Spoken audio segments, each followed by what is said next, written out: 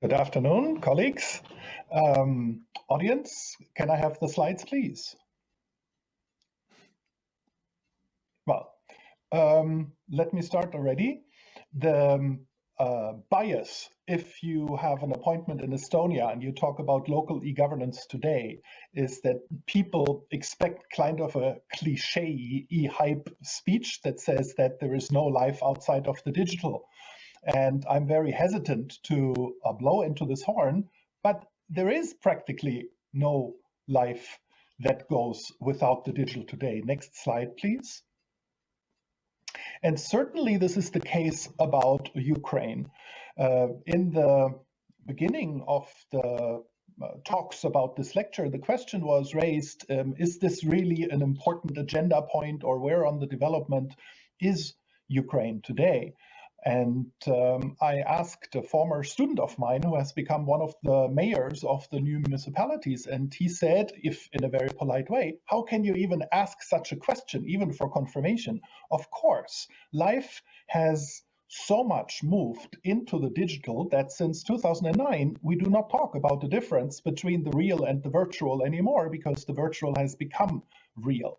So the question when talking about local e-governance in Ukraine is not whether this is a desirable or a possible thing, but it is a necessity in that local governance needs to take the realities of life into account. Next slide, please.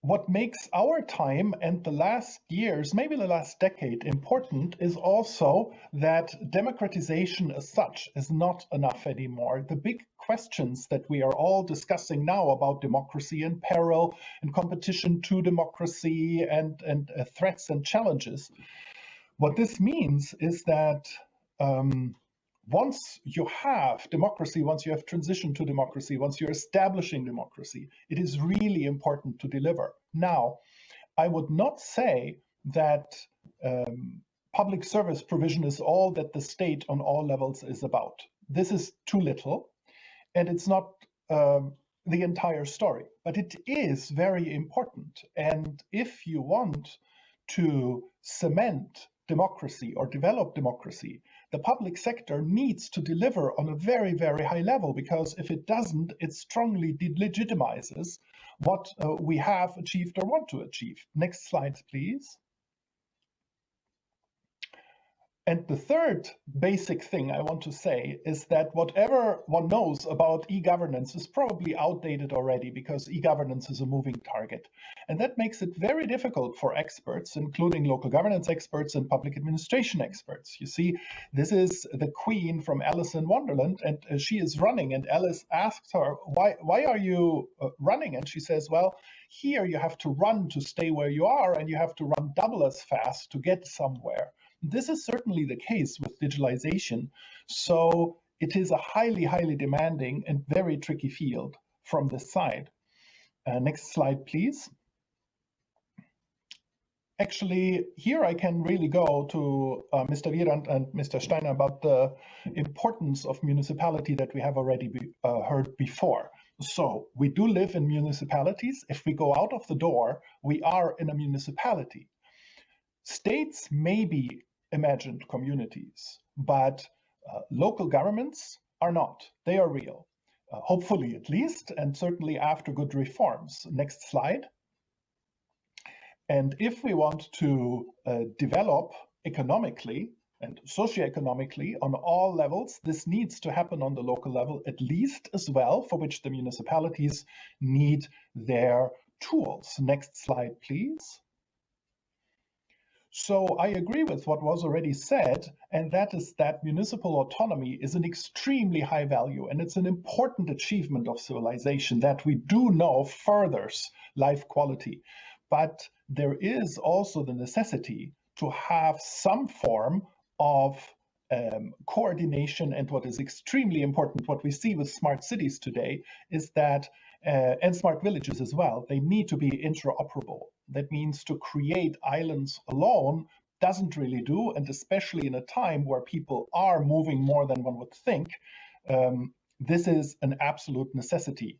But once again, we are forced into a balancing act, which is always more difficult than to have an easy solution the one way or the other. Next slide, please.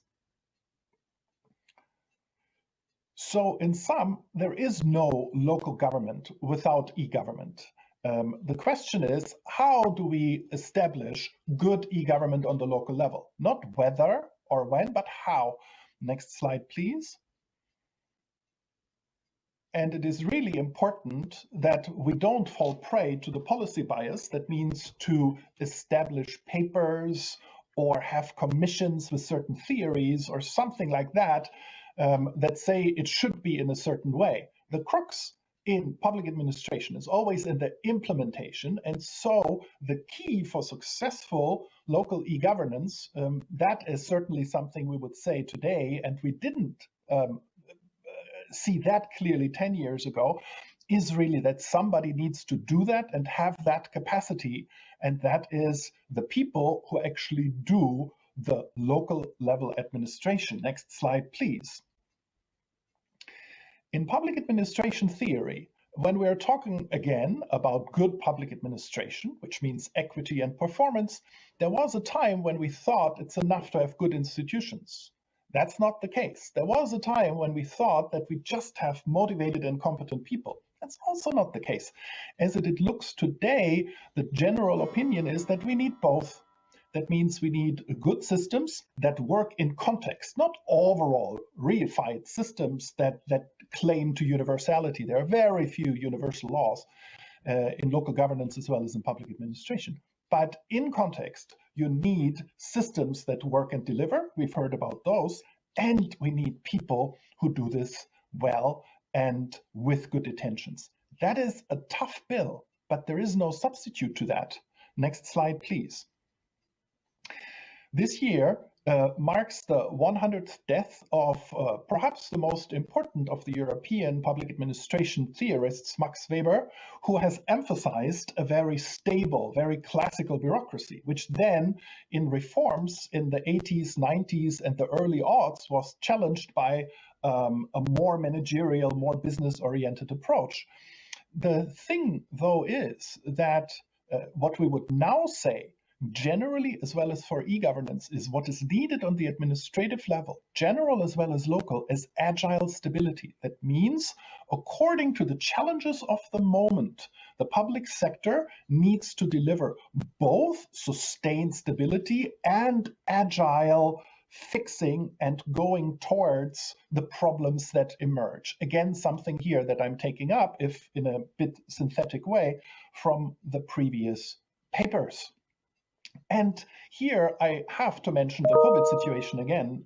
One of the big questions that public administration right now is asking itself is what kind of administrative systems have been best in the COVID response? And one of the answers, and I believe correctly, is that those who provide both, that means agile stability, that means with groups or units or people or institutions that react towards a changing environment very quickly and swiftly, plus with high capacity background that can get through such systems. These are the winners. If you have only agility and if you have only stability, you may die quicker. So next slide. The fact is that there are no examples for successful e-governance implementation without high administrative capacity. And since we do need this, the high administrative capacity, however defined, however realized, is something that we need to go for. The investment in this kind of high quality PA on the personal level as well as on the institutional one, on the local level as well, seems absolutely crucial. And that almost is what I want to say, but I have two warnings. Next slide, please. If systems do not man up, to use this old word, and provide high quality digital provisions, then the danger is always that e-governance is can used in a packaged way for a negative side. E-governance by far is not only positive at all. There is a Chinese Safe City initiative in which you can purchase a full package of surveillance hardware, software, and even the people.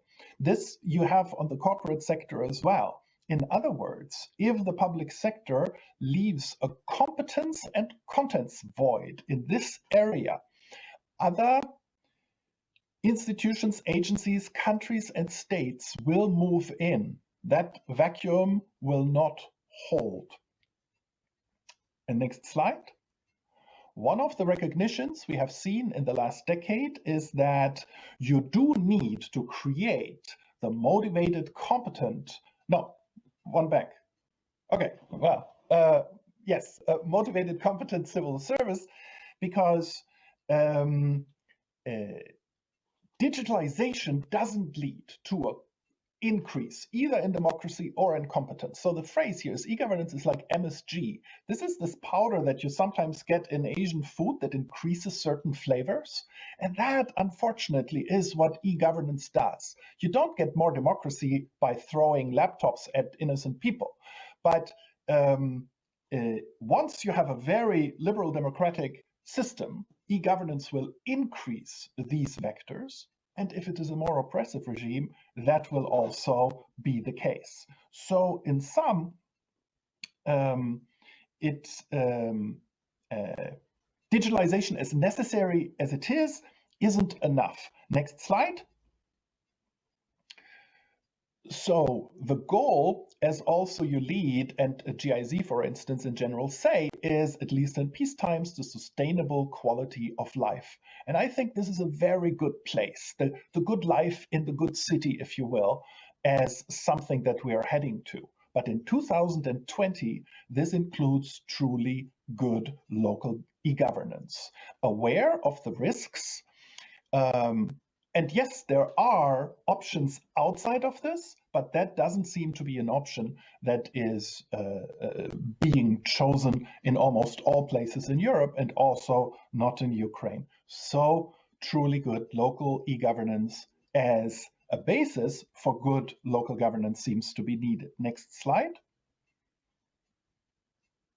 Thank you very much for your attention.